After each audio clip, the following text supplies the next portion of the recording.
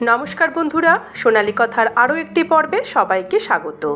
আজকের recipe summer special আম পান্না।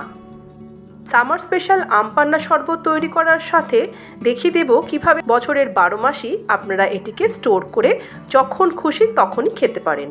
যখনই আম পান্না খাবার ইচ্ছা হবে, গরমকালের জন্য ওয়েট করা কোনো দরকার নেই। শীত, গ্রীষ্ম, বর্ষা, বছরের 12 মাসই আপনারা এটিকে তৈরি করে এনজয় করতে পারবেন। তাহলে চলুন দেখে নিই আমার আজকের রেসিপি।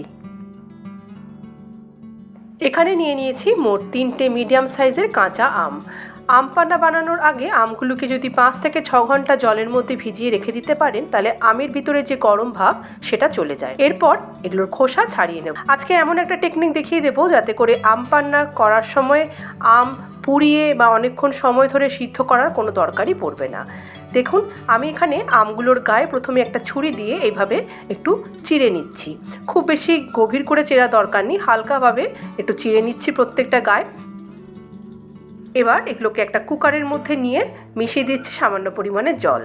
ততটাই জল দেব যতটুকু এর সিদ্ধ করার জন্য প্রয়োজন হবে। তারপরে গ্যাসে বসিয়ে আমরা 5 থেকে 7খানা হুইসেল দিয়ে দেবো। তার মধ্যেই আমাদের সমস্ত আম খুব সুন্দরভাবে সিদ্ধ হয়ে যাবে। তো দেখুন, 7টা সিটি আমি কুকারে দিয়েছিলাম। এরপর আপনাদের দেখাই কত সুন্দরভাবে, দেখতেই পাচ্ছেন আমগুলো সিদ্ধ হয়ে গেছে। এবার এগুলোকে একটা ছাঁকনির উপরে ছেঁকে জলটাকে বার করে নিয়ে নিলাম থালায়। আর দেখুন কত ইজিলি আমাদের আমের পাল্পগুলো বেরিয়ে আসছে। এবার আটিগুলোকে বাদ দিয়ে এই পাল্পটাকে ঠান্ডা করে একটা মিক্সার গ্রাইন্ডিংয়ে জারের মধ্যে ঢেলে নিচ্ছি। তাহলে দেখতেই পেলেন কত ইজিলি আমরা আমের পাল্পটা কিন্তু বার করে নিতে পারি। অনেকক্ষণ ধরে আম পোড়াবার কোনোই দরকার পড়বে না। এবার দিয়ে দিচ্ছি 1 মুঠো ফ্রেশ পুদিনা পাতা, আর তার সাথে দিচ্ছি 2 চামচ মানে চায়ের চামচে 2 চামচ বিট লবণ, 1 চামচ সাদা লবণ, আর 2 চামচ ভাজা জিরের গুঁড়ো। দারুণ ফ্লেভার হয় আম পান্নাতে এইটি মেশালে। আর সবশেষে 2 চামচ কালো গোলমরিচের গুঁড়ো। তো এই সমস্ত গুঁড়ো মশলা মেশানোর পরে আমরা এগুলোকে একসাথে পেস্ট করে নেব। দেখুন, আমাদের আমের পেস্ট একেবারে তৈরি। এখন চাইলে আপনারা এই পেস্টটাকেই ফ্রিজের মধ্যে এয়ারটাইট বক্সে রেখে 7 থেকে 8 দিন ইউজ করতে পারেন। ইউজ করার আগে একটু এই পেস্ট মিশিয়ে তার সাথে জল আর চিনি মিশিয়ে এটাকে এনজয় করতে পারেন। কিন্তু আজকে আমি দেখিয়ে দেবো যে কিভাবে সারা বছরের জন্য আপনারা এটাকে স্টোর করতে পারবেন। দেখুন, গ্যাসের মধ্যে একটা কড়াই বসিয়ে তার মধ্যে দিয়ে দিলাম মিছরি। এখানে আমি 1 কাপ ভর্তি করে, বা ওজন হিসেবে বললে মোট 200 গ্রাম মিছরি নিয়ে নিয়েছি। তার সাথে দিয়ে দিয়েছি 1.5 কাপ জল। এবার মিছরিটাকে জলের মধ্যে ভালোভাবে গুলিয়ে নেব। যখন পুরো মিছরি গলে যাবে তখন মিশিয়ে দিচ্ছি তৈরি করে রাখা আমের পেস্টটা। এখন 5 থেকে 7 মিনিট সময় ধরে এই আমের পেস্টটাকে মিছরির জলের সাথে ফুটিয়ে নিতে হবে।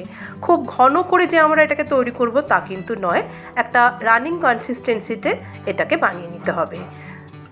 আমি আপনাদের দেখিয়ে দিচ্ছি যে ঠিক কী ঘনত্বে আমরা এটিকে তৈরি করব। দেখুন, হাতা দিয়ে উপর থেকে যখন ঢালছি এটা কি সুন্দর সিরাপের মতন ফর্মে পড়তে থাকছে।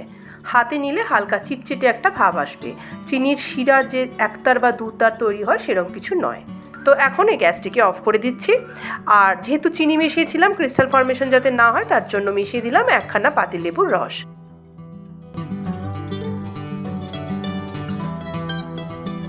এবার ঠান্ডা করে এটিকে কোনো এয়ারটাইট জারে, প্রেফারেবলি কাঁচের জারের বা বোতলে আমার মতন এইভাবে স্টোর করে রাখুন। আচ্ছা, এটিকে তো আপনারা অনেক মাস অবধি স্টোর করতে পারবেন। এবার কিভাবে এটিকে আপনারা ইউজ করবেন আম পান্নার শরবত বানানোর সময় সেটাও দেখে নিন। কাঁচের গ্লাসে প্রথমে 2 থেকে 3 চামচের মতন আমের এই পেস্টটাকে নিয়ে নিলাম। এরপর এর উপরে দিয়ে দিচ্ছি 2 থেকে 3টে আইস কিউব, তারপর ঢেলে দিচ্ছি জল। এবার ভালোভাবে এটাকে মিক্সড করে নিলাম। ব্যাস, উপর থেকে 1 টুকরো করে লেবু আর ছোট্ট করে পুদিনা পাতা আরও একটু আইস কিউবের মধ্যে যোগ করে দিচ্ছি। তৈরি হয়ে গেল আমাদের দারুণ স্বাদের আম পান্না। তাহলে বন্ধুরা, দেখতেই পেলেন কত সহজে যখন খুশি তখনই আমরা এই আম পান্না এনজয় করতে পারি। ভিডিওটি ভালো লাগলে অবশ্যই এটিকে শেয়ার করবেন আর আমার চ্যানেলটিকে সাবস্ক্রাইব করে আমার পাশে থাকবেন। সবাই ভালো থাকুন, সুস্থ থাকুন। আবার চলে আসবো অন্য দিন। নমস্কার।